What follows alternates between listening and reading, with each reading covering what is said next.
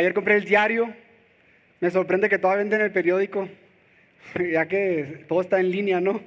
Pero bueno, compré el diario y vi una nota y se las quiero leer porque creo que es relevante a lo que vamos a predicar hoy.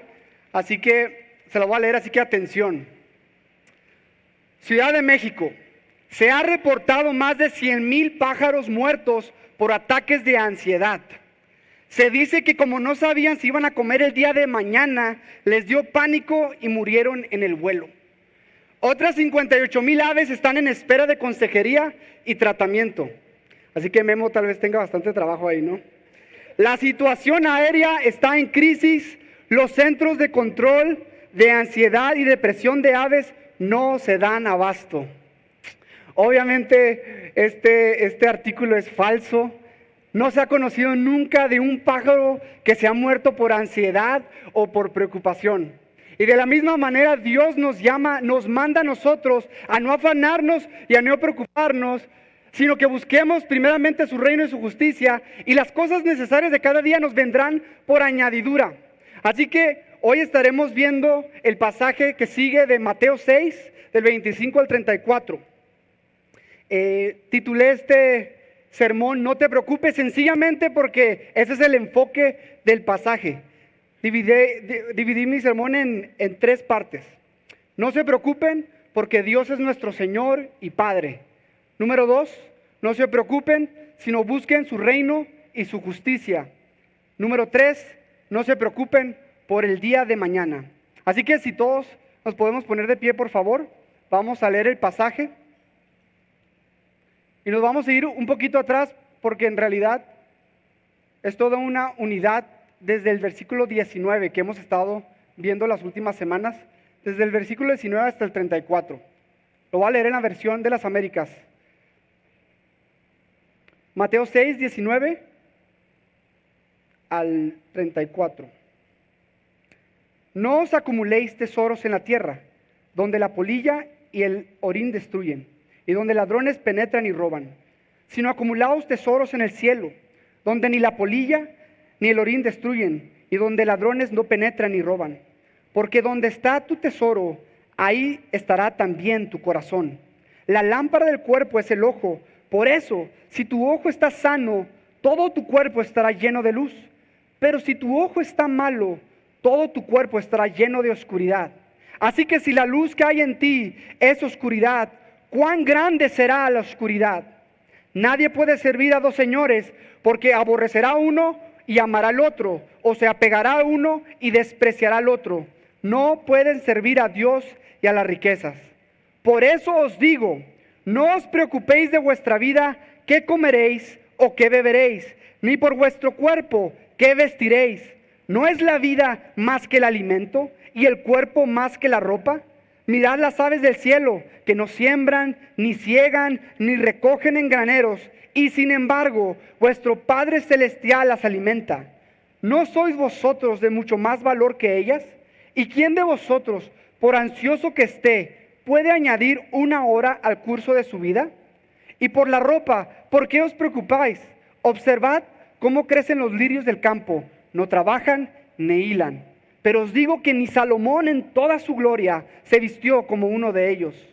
Y si Dios viste así la hierba del campo, que hoy es y mañana es echada al horno, ¿no hará mucho más por vosotros, hombres de poca fe? Por tanto, no os preocupéis diciendo, ¿qué comeremos? ¿O qué beberemos? ¿O qué nos vestiremos? Porque los gentiles buscan ansiosamente todas estas cosas, que vuestro Padre Celestial sabe que necesitáis de todas estas cosas. Pero buscad primero su reino y su justicia, y todas estas cosas os serán añadidas. Por tanto, no os preocupéis por el día de mañana, porque el día de mañana se cuidará de sí mismo. Bástale a cada día su propio problema. Vamos a orar. Gracias, Padre Celestial, porque eres nuestro Padre Dios, y porque somos tus hijos, y porque tienes cuidado de nosotros. Y por ello, Señor, no tenemos que preocuparnos por el día de mañana, no tenemos que preocuparnos por qué comeremos, qué vestiremos. Yo te pido que cada uno de los que estamos aquí, Señor, hoy podamos descansar en ti, en tus brazos amorosos, y podamos dejar de preocuparnos, Jesús. Te doy gracias en el nombre de Jesús. Amén. Se pueden sentar. Imagínate que mi esposa se va de viaje y me manda una carta y yo le agarro la carta y en vez de leer desde el principio a fin, la agarro en medio y dice en medio, me estoy volviendo loca. Imagínate, yo podría pensar, híjole, la voy a mandar al doctor o algo, ¿no? ¿Por qué? Porque nadie nunca lee una carta desde el medio. La tiene que leer desde el principio al fin. Y ya entiendo que está diciendo, me estoy volviendo loca sin ti. Y ya entiendo todo el contexto, ¿no? Entonces, para entender mejor el pasaje que hoy vamos a estudiar, es bueno leer toda la carta, es decir, dar un paso atrás y ver toda la Biblia. Y a mí me gusta hacer esto para que entendamos bien qué es lo que vamos a leer. Y tenemos que entender que desde Génesis, Dios le da al hombre y a la mujer una misión de gobernar sobre la tierra, de enseñorearse sobre ella, de reinar sobre la tierra. El hombre era responsable de traer el reino de Dios aquí en la tierra y que toda la tierra sea llena del reino de Dios. Pero todos sabemos bien que el hombre pecó y en vez de que el reino de Dios se estableciera, ¿qué se estableció? El reino de tinieblas, el reino de maldad. El pecado entró al mundo por un hombre y todos han pecado desde entonces. Y en vez de justicia, misericordia, es violencia, injusticia, maldad. Entonces Dios en su misericordia, porque nadie puede estorbar lo que Dios hace, Dios profetiza y Dios predice que va a venir un rey eterno. Dice en Daniel que este reino no tendrá fin. Este reino será de justicia, de misericordia. Este reino será establecido y por cientos de años está profetizándose, va a venir este rey, va a venir este rey, va a venir este rey. Y el libro de Mateo, el cual estamos leyendo, el cual estamos estudiando, introduce este rey. Y el rey es Cristo Jesús. Y Jesucristo viene como el rey Mesías, aquel rey profetizado que va a establecer su reino glorioso. Entonces Él viene y las primeras palabras que dice, arrepentíos porque el reino de los cielos se ha acercado. Entonces vemos que en los primeros capítulos de Mateo, Jesucristo empieza a invitar a gente, les dice, sígueme. Y después de tiempo le están siguiendo multitudes, cientos de personas. Y es ahí donde empezamos a estudiar el Sermón del Monte, porque Jesús se sube a una montaña, se sienta y ahí están miles de sus seguidores, cientos de sus seguidores, y ahí están sus discípulos, y en ese contexto se sienta y en este Sermón del Monte les explica qué es el reino de Dios. Por eso nos tomamos varias semanas para ver las bienaventuranzas, y las bienaventuranzas básicamente son las características de los ciudadanos del reino de Dios. ¿Cómo somos tú? Que somos mansos, misericordiosos, que somos pacificadores, etcétera, ¿no? Y en el sermón continúa diciendo cómo debemos nosotros, como ciudadanos del reino, vivir en este reino que aún está en tinieblas, en este mundo que aún está en tinieblas.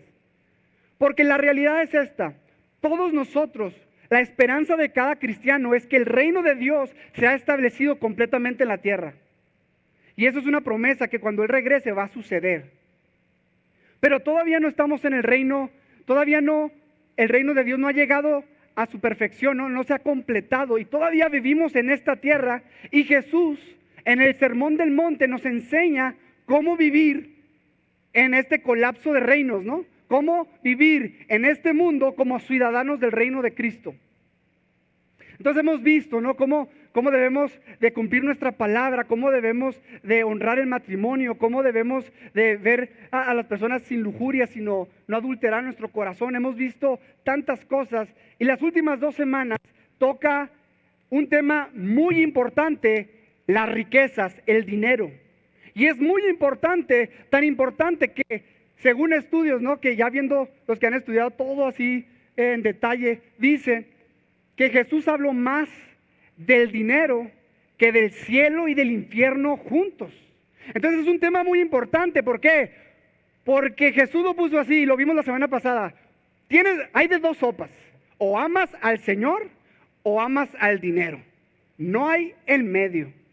Jesús dice, o amas al Señor o amas al dinero. No puedes tener a 2 señores. Y recordando lo que estábamos viendo la semana pasada, vimos un poco que las personas, miren, Tal vez ustedes lo hacen. Las personas que invierten dinero en el stock market, en la bolsa de valores, ¿qué normalmente hacen en las mañanas? Están revisando cómo están sus cuentas, cómo están las acciones, ¿no? Si subieron, si bajaron. Constantemente, están diligentemente viendo eso. ¿Por qué? Porque ahí invirtieron su dinero. Y Jesús dijo, donde está tu tesoro, ahí está tu corazón. Y yo me pregunto, ¿sabes por qué a veces no pensamos en las cosas celestiales? ¿Sabes por qué a veces no pensamos y estamos así diligentes en pensar en las cosas del reino? ¿Sabes por qué no nos emociona pensar en cómo se está extendiendo el reino en México, en Asia, en El Paso? ¿Sabes por qué no nos preocupa qué está pasando a veces en la iglesia? ¿Sabes por qué a veces no nos preocupa? A veces hasta ignoramos los anuncios, ¿verdad? Ni nos preocupa lo que está pasando en la semana en la iglesia, ni en el reino. ¿Sabes por qué? Porque no hemos invertido en el reino de Dios. Y donde está tu tesoro, ahí está tu corazón. Y lo vimos, decía un pastor, Randy Alcorn, decía que hay gente que le dice, oh, ¿cómo le hago para tener más pasión por las misiones o más pasión por el reino de Dios? Y él dice, invierte en el reino de Dios, da dinero a las misiones, da dinero a que se extienda el reino, porque donde está tu tesoro, ahí está tu corazón y ahí va a estar tu interés. Así que vimos eso la semana pasada y antepasada. Y muchos se quedaron con una pregunta, porque vimos que la mayoría de los que estamos, o sea, todos los que viven en Estados Unidos, la mayoría está contado como el 10% más rico del mundo, ¿no? Entonces todos nosotros, según los estándares globales, somos ricos. Y una pregunta que puede surgir en nuestros corazones es, ok, entiendo, Jesús me está diciendo que invierta mi dinero en el reino, Jesús me está diciendo que no me haga tesoros en la tierra, sino en el cielo, que Jesús sea mi Señor. Y una pregunta es, ¿pero cómo lo hago? ¿Acaso ya no tengo que trabajar? ¿Cómo se come eso? Y Jesús no se paró ahí. Y es ahí donde continuamos en los versículos de hoy, que Jesús no nomás dice qué hacer, sino el cómo hacerlo. Y eso es lo que vamos a estar viendo hoy. En el versículo 25, y de hecho empieza con esto, por eso les digo, empieza con esa frase de transición, por eso les digo, porque nos ha dicho, o Jesús, o Dios, o las riquezas, no puedes hacer tesoros en el cielo y en la tierra. Y lo dice, por eso les digo, es una transición, continúa y dice, no os preocupéis. Y es bien interesante que por eso le puse al sermón, no os preocupéis. ¿Sabes por qué? Porque en el versículo 25 dice, no te preocupes. En el versículo 31 que dice, no te preocupes. Y en el versículo 34 también dice, no te preocupes. Creo que Jesús nos está tratando de decir algo, ¿no? Ahora yo te digo, si Jesús lo hubiera dicho una sola vez, es suficiente. Jesús dijo, sea la luz, y fue la luz. Dijo, sea el mar, las estrellas, y mira, creó el sol. Nomás con hablar una sola vez, se hizo toda la galaxia, una sola vez. Y aquí Jesucristo, en 11 versículos, dice 3 veces el mismo mandamiento, no os preocupáis, no te preocupes. Dios sabe, Jesús sabe que esa es una batalla de cada uno de nosotros y quiere enfatizar, no te preocupes. Pero gloria a Dios que los mandamientos de Dios, a veces pensamos en la ley de Dios, a veces pensamos en los 10 mandamientos, a veces pensamos en la Biblia con una perspectiva equivocada. ¿Por qué? Pensamos como, ay, tengo que cumplir, ay, tengo que hacer esto, ay, tengo que hacer lo otro. Pero déjame decirte que los mandamientos de Dios no son una carga, no son gravosos, no son pesados, son un deleite y son para nuestro bien. Y la preocupación, el que Dios nos diga no se preocupen, Dios está interesado por nuestro bien. Te voy a decir algo, ¿cómo se caracteriza el reino de Dios? Pablo lo dice así, el reino de Dios es justicia, paz y gozo en el Espíritu Santo. ¿Y cómo empieza el sermón del monte? Bienaventurados, bienaventurados, bienaverados. O sea, sean muy felices. ¿Por qué? Porque Dios es un rey gozoso, un rey feliz y quiere que su pueblo refleje esa felicidad. Porque miren, yo les di el ejemplo hace unos meses, se lo repito, ¿no? Venezuela, la gente que sale de Venezuela está triste, está acongojada. ¿Por qué? Porque por el gobernante que tienen, un mal gobernante. Y el pueblo, la condición del pueblo refleja el tipo de gobernante que tienen. Y cuando el reino de Dios, cuando el pueblo de Dios está gozoso, eso refleja qué Dios tan bueno tenemos. Entonces el mandamiento de no te preocupes es un mandamiento que yo le llamo el que mata el matagozos. Porque la preocupación es un matagozo. Yo veo la preocupación como el aceite y el gozo como el agua. No se mezclan. ¿Quién de ustedes alguna vez ha conocido a una persona que al mismo tiempo está ansiosa, angustiada y afanada y preocupada y feliz? Estoy bien feliz. No la crees. Porque una persona no puede estar feliz y ansiosa al mismo tiempo. Entonces Dios está interesado por nuestro gozo. No se preocupen. Y el verso 25 empieza así: por eso os digo, no os preocupáis por vuestra vida, qué comeréis o qué beberéis, ni por vuestro cuerpo, qué vestiréis. ¿No es la vida más que el alimento y el cuerpo más que la ropa? ¿Sabes lo que me asombra? Que Jesucristo no nomás nos dice, no te preocupes, sino también nos dice argumentos para no preocuparnos.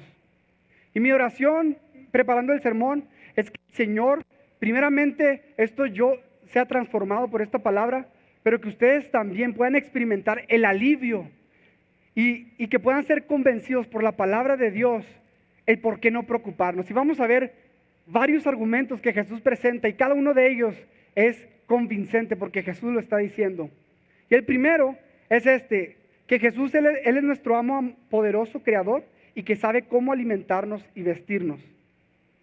En otras palabras, si Jesús es nuestro maestro, nuestro amo, nuestro Señor, entonces por esta razón no debemos de preocuparnos. Si hemos puesto nuestra confianza en nuestro buen amo, sabio y poderoso, no se preocupen por la vida. Mira lo que dice el pastor Boyce, James Montgomery Boyce. Mira lo que dice: la razón principal por la que estamos tan preocupados por nuestras posesiones y por adquirir más de ellas es que nos preocupamos por el futuro y no confiamos en que Dios cuidará de nosotros. La razón principal por la que nos preocupamos es porque estamos preocupados por las posesiones, ¿no? Estamos confiando en las riquezas, en las posesiones, y nos estamos preocupando por el futuro y no estamos confiando que Dios va a cuidar. Imagínate las mamás que ya sus hijos están teniendo 12, 13 años, ¿no? La edad de la pubertad, y que por primera vez lo invitan a un campamento de verano, o va a ir Me acuerdo yo cuando fui a mi primer campamento de verano, mi mamá y mi papá nos acompañó hasta la salida y estuvo ahí porque les daba miedo que su hijo pequeño iba a estar ahí solo por una semana, ¿no? Bueno, con otros 100 muchachos. Pero imagínate, tal vez a ti te ha pasado, ¿no? Imagínate que tú vas llevando a tu hijo de 12 años y lo vas a llevar al camión porque va a haber un viaje de la escuela, ¿no? Y lo estás llevando y el profesor viene y se disculpa contigo. Le dice, ¿sabes qué, profesor? El profesor dice, discúlpeme, estoy enfermo y no voy a poder ir al viaje, pero mi hijo de 15 años se va a encargar. ¿Cómo te quedarías? Obviamente yo creo que no dejarías a tu hijo o hija ir ahí, ¿no? Claro que no, porque pues no confías en ese niño, ese adolescente. Pero ¿qué si el profesor ya ha tenido 15 viajes y ningún récord de que se ha quebrado a nadie nada y que todo les ha pasado bien? Con confianza dejas a tu hijo a ese viaje. ¿Cuánto más nosotros no debemos de confiar en nuestro Dios, que es nuestro Señor, que es nuestro amo, y confiar en su cuidado? Miren el argumento de Cristo. ¿No es la vida más que el alimento? En otras palabras, ¿qué es más importante para Dios? ¿Qué piensas? ¿La vida que te dio o una Big Mac de $6? ¿Qué es más importante? Obviamente la vida, ¿no? O sea, cualquiera hace una Big Mac. Bueno, por lo menos los de McDonald's, ¿no? Pero nadie de aquí puede hacer la vida. Y si Dios es poderoso para hacer la vida, también es poderoso para sustentarla. El pastor Sugel Michelin dijo este ejemplo que me gustó, dice, esto es tan ridículo como que un ingeniero que diseñó y fabricó un carro que dudaras que supiera cómo ponerle gasolina. Imagínate, ay, no creo que ese ingeniero pueda ponerle gasolina. Es ridículo, porque esa persona sabe cómo funciona, o sea, sabe demasiado, claro que sabe cómo ponerle gasolina. Y si Dios nos hizo en estos, o sea, tal vez algunos tenemos kilitos de más, pero es un diseño perfecto nuestro cuerpo, nuestra vida, nuestros órganos, todo es perfecto. ¿No nos podrá sustentar? Claro que sí. Él no solo nos crea, sino también nos sustenta. Y también nos hizo el cuerpo, dice Jesús. Y si Él le hace el cuerpo tan perfecto, también puede vestir a ese cuerpo. De hecho, meditando en esto, pensé y dije, ¿quién es el primero que vistió al hombre de una forma correcta? El hombre se vistió, ¿se acuerdan? Con hojas de higo. Ni sabía cómo vestirse el hombre y Dios fue el primero que vistió al hombre. Cada vez que tengamos una vestimenta, recordémonos de que Dios la ha provisto. Entonces, ese es el primer argumento que Jesús da. Dios es nuestro Señor y Él dio la vida, Él nos puede sustentar. Él dio el cuerpo, Él nos puede vestir. Ahora vamos a un segundo argumento que Jesús da. El argumento es el cuidado especial de nuestro Padre Celestial. Y mira lo que dice. Mirad las aves. Mirad las aves del cielo, dice el versículo 26, que no siembran, ni ciegan, ni recogen en graneros, y sin embargo vuestro Padre Celestial las alimenta. ¿No sois vosotros de mucho más valor que ellas? Miren lo que dice, mirad las aves. Fíjense que este es un mandamiento, está en imperativo, mirad las aves. Y como que estudiando este pasaje me quedó el 20. Y pues, como empecé este sermón, hemos visto que ninguna ave se ha muerto por causa de ansiedad y por causa de preocupación. Se pueden morir, como hace la semana pasada mi esposa estaba hablando y estaba, Jorge, porque el gatito se comió a un pájaro.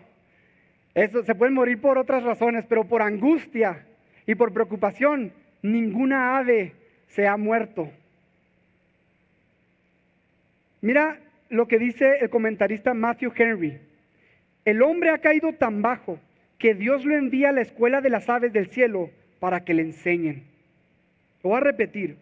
El hombre ha caído tan bajo por el pecado que Dios lo envía a la escuela de las aves del cielo para que le enseñen.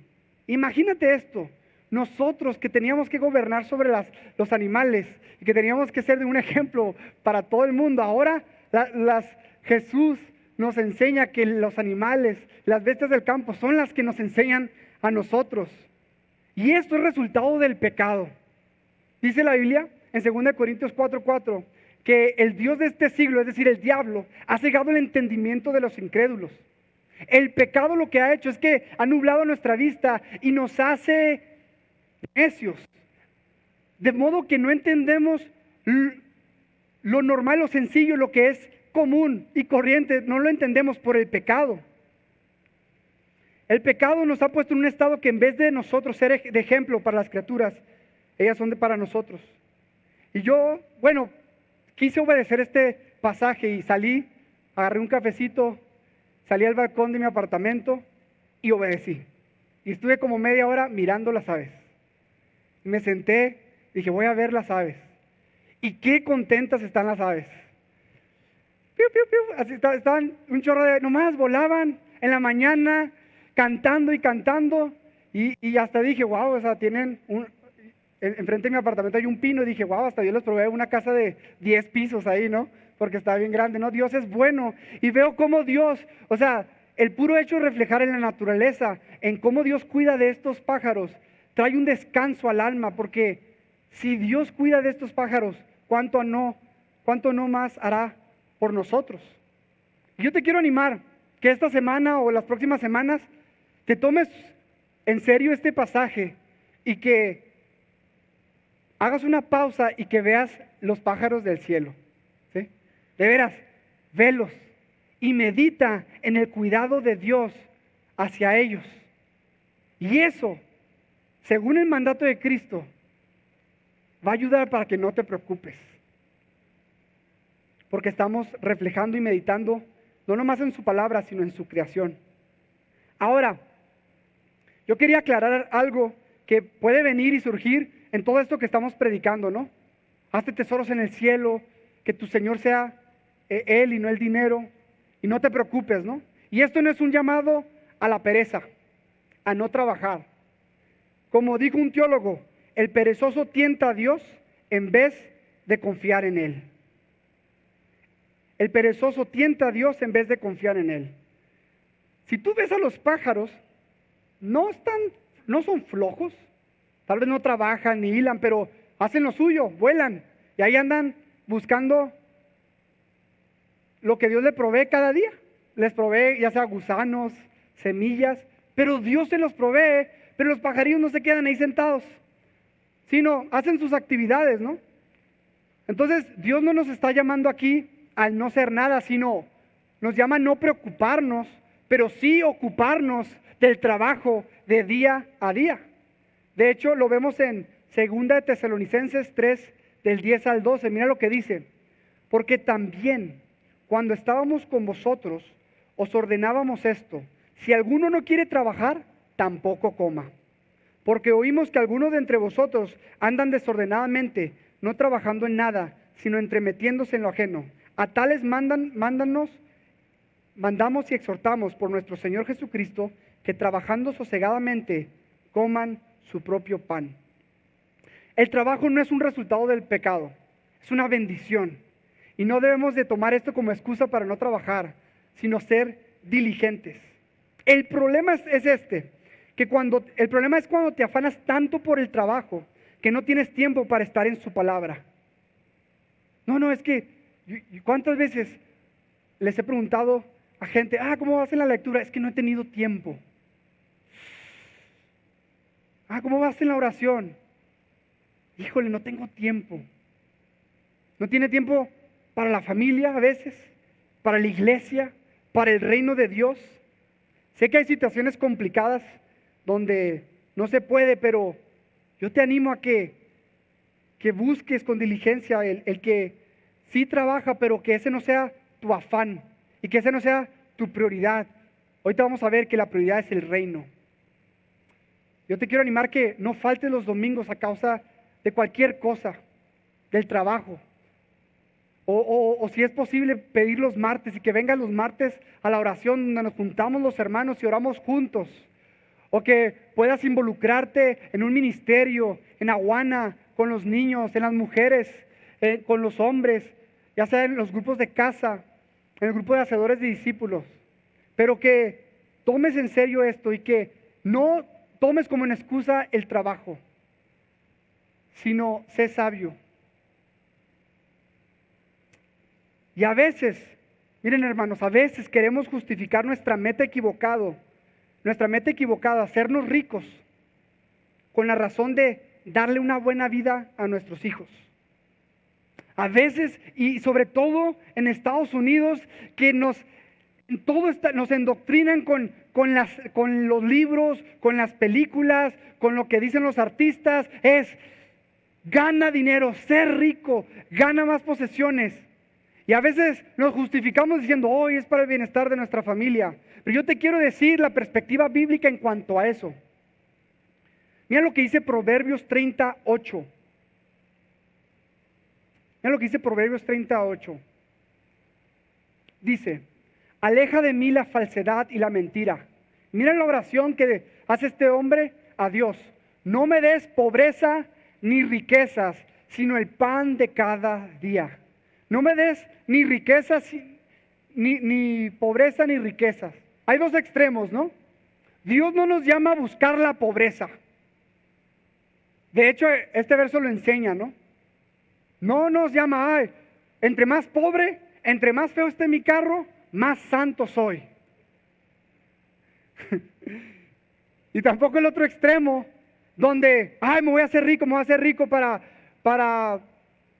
tener mucho para mi familia o para cualquier otra cosa. El balance es el contentamiento. Mira lo que dice Efesios 4:28. Y voy a leer dos pasajes para traer balance a los que creen en no hacer nada o vivir en pobreza y a los que se enfocan en hacer riquezas. Miren lo que dice Efesios 4:28. El que roba, no robe más, sino más bien que trabaje, haciendo con sus manos lo que es bueno, a fin de que tenga que compartir con el que tiene necesidad. Dios nos dice, trabajemos para sustentarnos, pero también hasta dar, para dar al necesitado. Pero mira también lo que dice el contraste. El 1 Timoteo 6:9, mira lo que dice. Los que quieren enriquecerse caen en la tentación y se vuelven esclavos de sus muchos deseos. Estos afanes insensatos y dañinos hunden a la gente en la ruina, en la destrucción. Ni el uno ni el otro, hermanos. Entonces, ¿es malo tener riquezas? No. Mira lo que dice la instrucción para los ricos en 1 Timoteo 6:17. Ya lo hemos visto, pero lo quería repetir. Mira la instrucción para los ricos. A los ricos de este mundo, dice Pablo, enséñales que no sean altaneros, o sea, que no sean soberbios, orgullosos, ni pongan su esperanza en la incertidumbre de las riquezas, sino en Dios, el cual nos da abundantemente todas las cosas para que las disfrutemos. Dios te ha dado riquezas, no que tú las has buscado, pero Dios te ha dado gracia y te ha dado riquezas, dice la Biblia, disfrútalas. Pero mira lo que dice el versículo 18, enséñales que hagan bien, que sean ricos en buenas obras, generosos y prontos a compartir, acumulando para sí el tesoro de un buen fundamento para el futuro, para que puedan echar mano de lo que en verdad es vida. 1 Timoteo 6:17 al 19. Si Dios te ha dado riquezas, gloria a Dios, pero no pongas tu confianza en ellas. No te afanes buscando y que eso quite todas tus energías, tu tiempo, no. Sino aprovecha, disfrútalas, pero sé generoso con eso que Dios te ha dado para la extensión del reino de Cristo. Y la clave que yo veo en estos pasajes es implícita, pero la veo muy claro, es el contentamiento. Porque fíjate lo que dice Jesús. No dice que Dios nos va a dar comida, bebida, vestido. Y nomás habla de esas tres cosas. Ahí no habla de carros, de casas, ni de muchas otras cosas, las cuales Dios provee en su misericordia y nos da más de lo que merecemos. Pero en este pasaje yo veo el contentamiento con lo básico. Mira la actitud de Pablo en cuanto a esto. Y lo dice en Filipenses 4 del 11 al 13. Filipenses 4 del 11 al 13 dice, pues he aprendido a contentarme cualquiera que sea mi situación. Sé vivir en pobreza y sé vivir en prosperidad. En todo y por todo he aprendido el secreto, tanto de estar saciado como de tener hambre, de tener abundancia como de sufrir necesidad. Todo lo puedo en Cristo que me fortalece. Hermanos, debemos tener esta actitud de que si tenemos comida, si tenemos bebida y si tenemos vestido, estar agradecidos por eso. Imagínate que digas, ay no, estoy enojado con Dios porque le pedí un Ferrari y me dio un Sentra. ¿Cuántas veces no nos hemos quejado porque Dios no nos cumple nuestros caprichos? Pero en realidad deberíamos estar contentos de que Dios nos ha dado más de lo que pedimos, más de lo que necesitamos. Nos ha dado mucho. Porque nada trajimos a este mundo y nada podemos llevar. Así que si tenemos ropa y comida, contentémonos con eso. 1 Timoteo 6, 7 y 8. ¿Tienes ropa? ¿Tienes comida? Estate contento, dice la Biblia. Gozoso, no preocupado, disfrutando. Ahí están los pájaros contentos con su comida y bebida. Y si nosotros, por fe, estuviésemos tan confiados del mañana como ellos lo están, de seguro que cantaríamos tan alegremente como ellos lo hacen. Dice Matthew Henry. Y dije, wow, ¿sabes? Porque a veces estamos así, ¿no? Tú has tenido mañanas, ¿no?, donde estás cantando. ¿Por qué? Porque no hay preocupación, estás contento. ¿Quieres cantar más seguido? ¿Estar gozoso más seguido? Medita en el cuidado amoroso del Padre.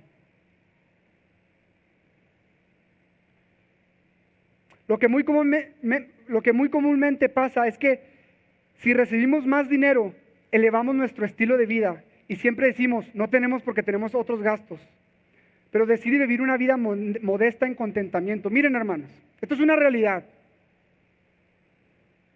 Y es difícil decirlo, ¿no? Pero es la realidad, que entre más recibimos, en vez de quedarnos con una vida modesta, no pobre, modesta, sencilla, lo elevamos y tenemos más gastos, y cuando viene el tiempo y cuando viene de dar para que se extienda el reino, seguimos diciendo, no tenemos. De hecho, a veces la gente cuando gana más, a veces tiene para dar menos. Me dijo una vez un pastor, yo decidí no hacerme rico. Yo decidí no hacerme rico y eso me impactó, porque es una decisión. Porque la Biblia nos manda, no busques las riquezas. Si Dios te las da, ya dije, gloria a Dios, disfrútalas, sé generosos. Pero decide buscar primeramente su reino. Decide buscar primeramente su justicia. Hemos de notar que Jesús pudo haber dicho y usado el ejemplo, el rey las alimenta, el soberano las alimenta, el creador las alimenta, pero no. Fíjate lo que Jesús dice, vuestro Padre Celestial las alimenta. El Padre no es el Padre de las aves. Dice, vuestro Padre Celestial. Le está hablando a sus discípulos. Nosotros tenemos el privilegio de decirle a nuestro Dios, Padre. Y eso es un privilegio glorioso. Somos sus hijos. Y miren, aquí tengo que decir la realidad. No todos somos hijos de Dios aquí. Los que somos hijos de Dios podemos de confiar en el Padre y decir, gracias Padre, porque tú eres nuestro Padre y cuidas de nosotros.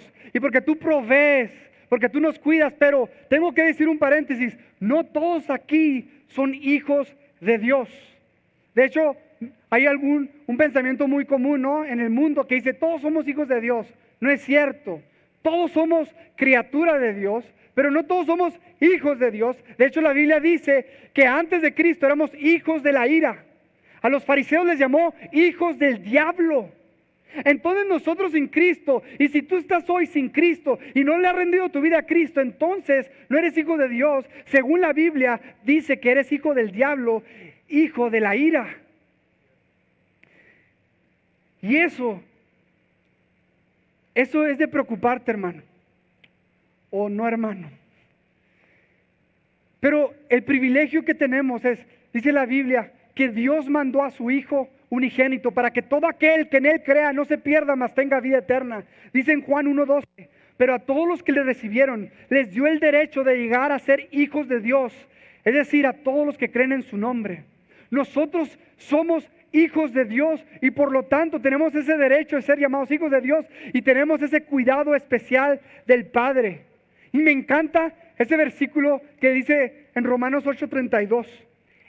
Fíjate lo que dice, el que no escatimó a su propio Hijo, sino que lo entregó por todos nosotros, ¿cómo no nos concederá también con Él todas las cosas? Si Dios, Padre, dio a su Hijo por todos nosotros, ¿cuánto más no nos dará? O sea, ¿cómo no nos dará con Él todas las cosas? Incluyendo la comida, la bebida y todo lo demás que necesitamos. La paz por los que están pasando por enfermedad, por los que están pasando por tristeza de una situación familiar. Él provee todo lo que necesitamos porque es nuestro Padre Celestial. Así que no te preocupes, porque el preocuparte es pecado. Porque estamos dudando del cuidado de Dios. Imagínate que tú eres un padre y llega tu hijo de 4 años con ojeras, llorando. Papá, no pude dormir. ¿Por qué, hijo? ¿Qué te pasa? Es que no sé si va a haber galletas y lonche para el recreo de hoy. ¿Qué le darías a tu hijo? Yo le daría un bachoncito y le diría, hijo, ¿cuánto te ha faltado el pan? ¿Cuándo te ha faltado un vaso de agua? ¿Cuándo? Nunca. Tú como padre te sentirías así ofendido por eso, ¿no? De la misma manera, es una ofensa al Padre amoroso que dudemos de su cuidado de día a día. Así que ya vimos que tenemos que no preocuparnos porque Él nos dio la vida, también nos puede dar alimento. Él es nuestro Señor y nos dio el cuerpo, también nos puede dar el vestido. Y luego Él es nuestro Padre y nos cuida y veamos las aves del cielo para ello. Y el argumento número 3, vamos a ver el versículo 27. Dice, ¿y quién de vosotros, por ansioso que esté, puede añadir una hora al curso de su vida? Si tiene la versión Reina Valera, dice, un codo a tu estatura. Pero versiones más, como la Biblia de las Américas y los comentaristas más modernos dicen que en el contexto, según el contexto, es mejor la interpretación o la traducción, perdón, que dice, ¿y quién de vosotros, por ansioso que esté, puede añadir una hora al curso de tu vida? Mira lo que dice Salmos 39:4. Hazme saber, Jehová, mi fin, y cuánta sea la medida de mis días, sepa yo cuán frágil soy. En este salmo aprendemos implícitamente que Dios tiene un día exacto de nuestros años y de nuestros días. Ni más ni menos, Dios los tiene ahí contados, determinados. De nada sirve, por mucho que te preocupes, por mucho que te afanes, no va a añadir ni un solo segundo a tu vida. No estoy diciendo que no nos ocupemos y ser diligentes de cuidarnos de lo que Dios nos ha mandado, ¿no? De la salud y todo eso. Pero la preocupación no va a ayudar absolutamente para nada. Alguno definió la ansiedad o la preocupación como miedo al futuro que perturba la paz presente. Miedo al futuro que perturba la paz presente. Mira lo que dijo Michel de Montaigne hace 500 años.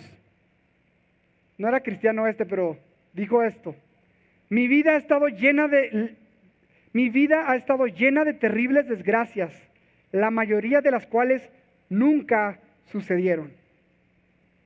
Y sí es cierto, ¿cuántas veces dicen que el 85% de las cosas que nos preocupamos no suceden?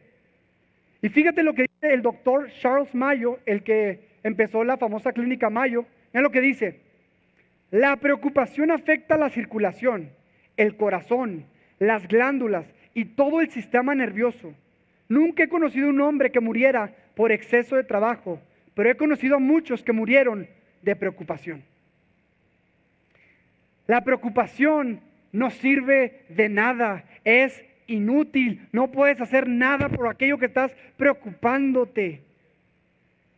Y Jesús dice, no te preocupes porque no te sirve. Este es el argumento número 3. Y yo, la verdad es que esta verdad ha estado anclada en mi vida desde algunos años. Y el saber que Dios tiene determinado el número de mis días, y que si yo hago su voluntad, Él tiene cuidado de mí. La verdad es de que eso me da libertad para tomar decisiones de riesgo. A veces me ha tocado decidir de viajar a algunos lugares que me han dicho, ¿sabes qué? Es peligroso y me ha dado miedo viajar, pero busco en consejo y en oración y en la palabra si es la voluntad de Dios, que Dios quiere que vaya. Y una vez que sé que es la voluntad de Dios, que Dios quiere que yo vaya a ese lugar, ya no me preocupo. Si me matan ahí, sé que era la voluntad de Dios. Y si no me matan, es porque Dios me quiere con vida. Y de la misma manera, hermanos, no estemos preocupándonos día a día, ni por los hijos que tienen, se van a morir, no, sino confiemos en el cuidado del Señor. Y nosotros enfoquémonos en buscar hacer su voluntad. Y pase lo que nos pase, estamos seguros en sus manos. Dice el Salmo, en tus manos están mis tiempos. Así que descansemos en Él. Otro argumento que Jesús da, fíjate, Jesús da argumento tras argumento. porque quiere destruir la preocupación en nuestras vidas. Y mira lo que dice el argumento número 4, el cuidado paternal para vestir. Dice el versículo 28, y por la ropa, ¿por qué os preocupáis? Observad cómo crecen los lirios del campo, no trabajan ni hilan, pero os digo que ni Salomón en toda su gloria se vistió como uno de estos. Y si Dios viste así la hierba del campo, que hoy es y mañana es echada al horno, ¿no hará mucho más por vosotros, hombres de poca fe? Fíjate que de la misma manera que nos manda a mirar las aves, ahora nos manda a mirar las flores, a estudiarlas y ver cómo crecen aquellas flores silvestres. ¿Qué hacen las flores silvestres? Estas literalmente no hacen nada, simplemente están ahí paradas y crecen. Y dice la Biblia que Salomón, el hombre que ha tenido las riquezas más gloriosas, que le traían telas de todo el mundo, ¿no? Y que podía haberse vestido de la mejor manera. Salomón, con toda su gloria, no se pudo vestir tan bonito como un solo lirio. Mira lo que dice un comentarista, dice, ambicionemos pues la sabiduría de Salomón más bien que su gloria y esplendor, en lo que un solo lirio le supera. Un sola flor se viste mejor. Así que, mira, por más tiempo que gastes en Ross, en Gap, en American Eagle y en cualquier centro comercial para ganarle una flor, para vestirte más bonito que ella, no le vas a ganar. Así que no te preocupes, porque si Dios viste así a estas flores, dice la Biblia, y estas flores, ¿cuánto duran? No duran no más que unos días. Crecen y ahorita con el sol se marchitan y se mueren. Y Dios las viste así. Dice Dios, ¿no hará con vosotros mucho más con vosotros? Claro que sí, claro que sí. Porque nosotros no somos florecitas que nos vamos a morir de un día para otro. Nosotros somos seres eternos que aunque moriremos físicamente, viviremos por toda la eternidad. Y claro que Dios tiene cuidado de nosotros y nos va a vestir. No te preocupes, no te preocupes. Mira lo que dice. Si Jesús les dijo a los que tenían una sola prenda, o si mucho dos, que no se preocupara por su ropa, ¿qué nos diría a nosotros? Que tenemos más de una, ¿no? Definitivamente no hay motivo para preocuparnos. Así que yo te quiero animar a que estemos agradecidos al Señor por lo que tenemos. Que no nos quejemos por lo que no tenemos, porque no tenemos tantas blusas como quisiéramos o tantos pantalones como quisiéramos, sino estemos agradecidos con lo que tenemos. Y mira lo que dice Jesús en esta pregunta retórica. ¿No hará mucho más con vosotros, hombres de poca fe? Y aquí Jesús le da el meollo del asunto. Y aquí es la raíz de la preocupación. La falta de fe. La raíz de la avaricia y el querer posesiones reside en que no confiamos plenamente en el cuidado de Dios, que es nuestro amo, Padre, Creador, sino que confiamos más en las posesiones. A veces, ¿sabes por qué nos gusta tener mucho dinero? Porque nos hace sentir seguros. Pero ¿qué pasa cuando no tienes dinero o tienes muy poco? Si uno empieza a estar angustiado. Dios no quiere eso, porque no quiere que deposites tu fe en la cuenta del banco o donde quiera que guardes tu dinero abajo del colchón. Dios quiere que deposites tu fe en el buen Padre soberano. Hombres de poca fe. No les dice hombres sin fe, porque en realidad no puedes ser discípulo de Jesús si no tienes fe. De hecho, en Hebreos 11:6 dice, sin fe es imposible agradar a Dios. Entonces, fíjense, sí tenían fe los discípulos, pero tenían poca fe. Tenían fe para creer que Jesús te puede salvar, puede perdonar por tus pecados, que Jesús es el Rey, pero en la vida práctica falta esa fe y Jesús los exhorta, hombres de poca fe. Y un ejemplo claro de esto es el pueblo de Israel. Fíjate, el pueblo de Israel estaba esclavizado por Egipto y Dios lo libera con 10 plagas. Hace pasarlo por el mar Rojo en tierra seca. Imagínate esa salvación tan grande. Y estando en el desierto, cuando tuvieron hambre, en vez de confiar en Dios, que se hizo todas estas cosas pues Él les podía proveer de comida. ¿Sabes lo que hicieron? Se quejaron y murmuraron. Y Dios les proveyó maná. ¿Y qué pensarías? Pues ahora sí ya van a confiar. Y siguieron caminando y tuvieron sed. ¿Y qué hicieron? Se quejaron y dudaron. Y Dios en su misericordia les provee el agua. Pero se siguieron quejando. ¿Y sabes por qué murió el pueblo de Israel, esa generación? ¿Sabes por qué murió en el desierto? Por incredulidad. Sí, podía decir, Dios nos salvó de Egipto, pero no podía confiar en el día a día de que Dios iba a suplir para las necesidades diarias. Y a veces nos pasa lo mismo a nosotros. Tenemos tan grande salvación, hermanos. Tenemos tan grande salvación que sí creemos que Jesús murió por nosotros, lo cantamos, nos gozamos en ello, pero en la vida práctica dudamos. Y es ahí donde yo te quiero invitar a que nos detengamos un rato y razonemos. Y digamos, si Dios nos ha dado una salvación tan grande, Él nos puede proveer día a día de lo que necesitamos. Muy bien. Mira lo que dice el versículo 31. Y continúa diciendo Jesús: por tanto, no os preocupéis diciendo, ¿qué comeremos? ¿O qué beberemos? ¿O con qué nos vestiremos? Porque los gentiles buscan ansiosamente todas estas cosas, que vuestro Padre Celestial sabe que necesitáis de todas estas cosas. Pero buscad primero su reino y su justicia, y todas estas cosas os serán añadidas. Fíjate, Jesús dice, todo lo que les he dicho, no se preocupen, no se preocupen. Lo dice, los gentiles buscan ansiosamente todas estas cosas. La gente del mundo, la gente que no está en el reino de Dios, sí busca con afán y preocupación cómo vestirse, qué comer, qué beber. Pero Dios dice, no hagan eso. La gente del mundo sí tiene razón por qué preocuparse. ¿Por qué? Porque ellos no tienen un padre que les cuida. Y si tú no has entregado tu vida a Cristo, preocúpate, porque no tienes ese padre, no te va a cuidar ese padre. Si te ha dado, ha sido por su misericordia. Pero yo te quiero animar hoy, que si estás lejos de Cristo, hoy te arrepientas de tu pecado. Hoy pongas a Cristo como primero en tu vida y deposites toda tu confianza en Él para que tengas vida eterna, para que puedas ser parte del reino de Dios. En el sermón del monte, Jesús, mira lo que dice, Jesucristo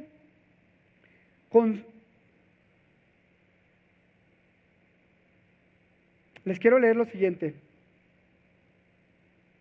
Si eres hijo de Dios, no hay razón para preocuparnos. Y mira lo que dice, porque los gentiles buscan ansiosamente todas estas cosas, que vuestro Padre Celestial sabe que necesitáis de todas estas cosas. Poquito antes Jesucristo dice esto, cuando está enseñando a sus discípulos acerca de la oración, les dice que los gentiles cuando están orando hacen mucha palabrería y creen que por hablar mucho, por orar mucho, Dios los va a escuchar. Y Jesús les enseña a sus discípulos, no por repetir mucho, Dios los va a escuchar. Y luego dice Jesús, porque vuestro Padre Celestial sabe que tenéis necesidad de todas estas cosas. Y ahorita en esta parte también Jesús repite, vuestro Padre Celestial sabe que tenéis necesidad de todas estas cosas. Hermanos, cuando estamos preocupados, Dios nos llama a orar, y la oración no es para informar a Dios de lo que necesitamos, porque Dios todo lo sabe. La oración, Jesús nos enseña, es una dependencia a nuestro Padre. La oración es lo que Dios nos ha dado, es como el antídoto para la preocupación.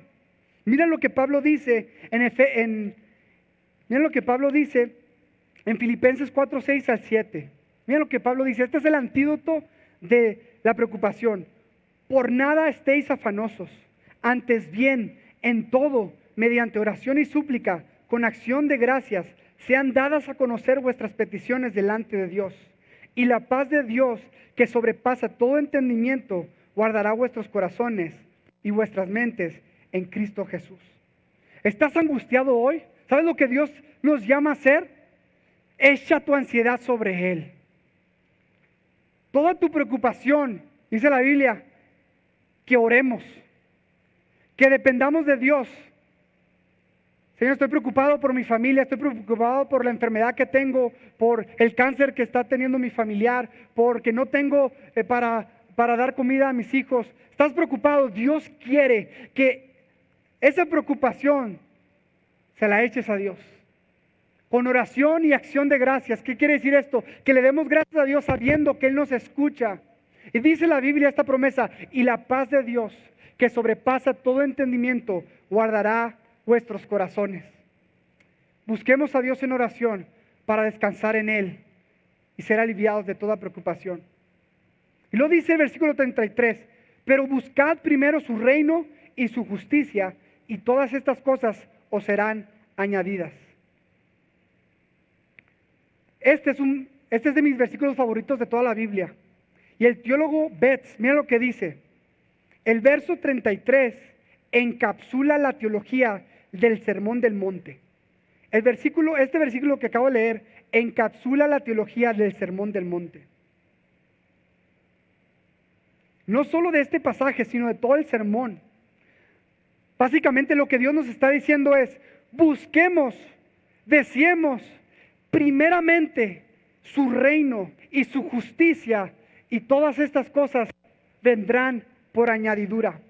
Y me recordó a la historia que cuenta en 2 Samuel 23, donde está el rey David. No sé si han escuchado o leído esa historia, donde está el rey David, y el rey David está en Belén, que era la ciudad donde nació, y la ve, y ve de lejos, y la ciudad de Belén estaba guardada por los enemigos.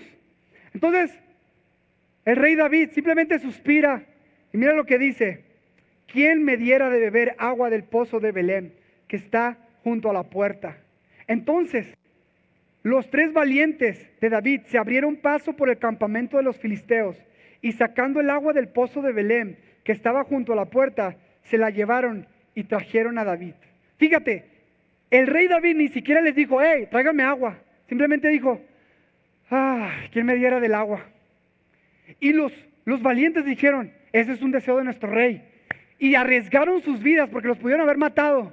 Y fueron ahí, agarraron agua y se la dieron a David. Y esta historia ilustra perfectamente cómo debemos de buscar el reino de Dios. Estar atentos a los deseos de nuestro Rey. Estar atentos a lo que Jesús quiere en nuestras vidas. Y decir: ¿qué quiere, Señor?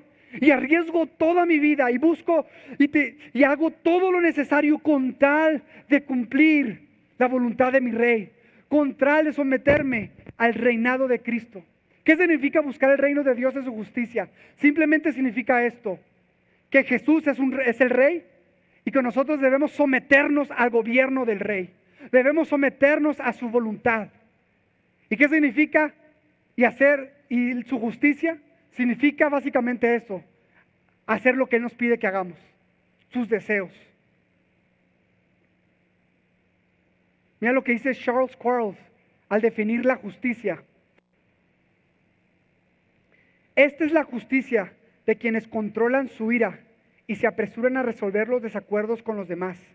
Esta rectitud involucra la pureza sexual, la fidelidad a una sola palabra y el afán de perdonar a los demás y el amor por los enemigos. Los discípulos buscan esta justicia no para impresionar a otras personas, sino para la gloria de Dios y la búsqueda de la recompensa celestial, ya que la búsqueda del reino implica una sumisión entusiasta al reino de Dios sobre el discípulo. La demanda de buscar el reino y el mandato de buscar la justicia de Dios son inseparables. Un discípulo primero se somete al gobierno de Dios en la persona de su Mesías y luego persigue la justicia obedeciendo las enseñanzas del Mesías. Y esto resume todo el pasaje y todo el sermón del monte.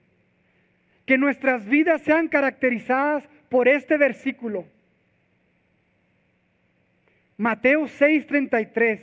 Mas buscad primeramente el reino de Dios y su justicia, y todas estas cosas vendrán por añadiduras. Hermanos, cuando estamos haciendo una decisión, ¿estamos considerando primeramente el reino de Dios? ¿Te quieres cambiar de ciudad para vivir en otra? ¿Lo haces porque es conveniente a ti o porque Dios te está llevando allá, porque eso va a beneficiar su reino? ¿Vas a comprar algo? ¿Vas a inscribirte a un curso? ¿Vas a estudiar cierta carrera? ¿Vas a casarte con una persona? ¿Estás empezando una relación de noviazgo con una persona? Estás preguntándote, esta pregunta debería de permear todas nuestras decisiones. ¿Esto va a beneficiar el reino de Dios y su justicia? ¿Esto va a engrandecer el reino de Dios? Y si la respuesta es no, no lo hagas. Y si la respuesta es sí, hazlo. Y que eso sea lo que gobierne nuestras vidas. Buscad primeramente el reino de Dios y su justicia, y todas estas cosas vendrán por añadidura. Como dice el Salmo, deleítate en el Señor y Él concederá las peticiones de tu corazón. Nuestra única búsqueda debe de ser su reino, su justicia, y Él se encarga de todos los demás. Él se encarga de todos los demás.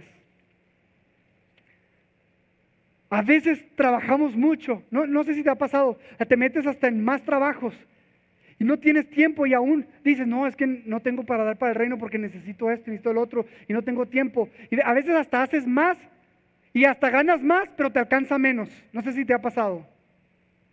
Mira lo que Dios dice. Esta situación pasó con el profeta Ageo. Cuando en el profeta Ageo, mira lo que dice, es para vosotros tiempo, para vosotros de habitar en vuestras casas artesonadas, y esta casa está desierta. Pues así ha dicho Jehová de los ejércitos, meditad bien sobre vuestros caminos. Sembráis mucho y recogéis poco, y no saciáis, bebéis y no quedáis satisfecho. Os vestís y no os calentáis, y el que trabaja jornal recibe su jornal en saco roto. Así ha dicho Jehová de los ejércitos, meditad sobre vuestros caminos. Dios le dice al pueblo de Israel, ustedes se están preocupando nomás por lo suyo y por eso no les alcanza. Pero preocúpense por mi obra. En ese tiempo era el templo de Dios que tenían que reconstruir. Y Dios le estaba diciendo básicamente al pueblo, preocúpate por hacer la obra de Dios y Dios se encarga de suplir todo lo necesario. Por último, el último versículo. Por tanto, no os preocupéis por el día de mañana, porque el día de mañana se cuidará de sí mismo. Bástale a cada día sus propios problemas. Y así podemos concluir, hermanos. Fíjate lo que hemos visto hasta ahora. Dios es nuestro Señor y nos cuida. Él es nuestro Padre y nos cuida y nos suple todo. No nos sirve nada preocuparnos. Dice, busquemos su reino y Él nos suplirá todas las cosas. Y por último, dice, no te preocupes por el día de mañana, porque el día de mañana se cuidará de sí mismo. Si el problema y el tormento de hoy se renuevan mañana, también las misericordias de Dios son nuevas cada mañana. No te preocupes por mañana. Dios te ha dado gracia para hoy, para ocuparte en los problemas de hoy. Y sí, hoy hay problemas. La Biblia no dice que no vas a tener problemas y no dice que no vas a tener necesidades, pero dice, confía que hoy Dios va a suplir tus necesidades de hoy y por las de mañana no sirve nada preocuparte. Ahora, ¿qué significa esto? Que no debemos, aunque no nos debemos de preocupar, que no debemos de ahorrar o que no debemos ser sabios en planificar, no. En Proverbios 6, del 6 al 8, mira lo que Dios nos enseña. Ve a la hormiga, oh perezoso, mira sus caminos y sé sabio, la cual no teniendo capitán, ni gobernador, ni señor, prepara en el verano su comida y recoge en el tiempo de la siega su mantenimiento. Dios nos enseña aquí a aprender de la hormiga, que trabaja y que sí planifica y ahorra para el verano, para el invierno. Esto no significa que no debemos de ahorrar y hacer planificación, pero lo que sí nos enseña es de que no debemos de poner nuestra confianza en nuestro ahorro, en nuestro retiro, sino solamente en Dios. Así que hermanos, don't worry, be happy. Pero no te preocupes, hermano. Si tú eres creyente, aprende a confiar cada día en el Señor. Entrégale en oración todo lo que necesitas. Confía en el Padre. Y si no eres creyente, hoy arrepiéntete de tus pecados. Entrégale toda tu vida a Él, porque Él murió por ti en la cruz, resucitó. Y hoy mismo puedes entrar al reino y puedes tener vida eterna. Vamos a orar.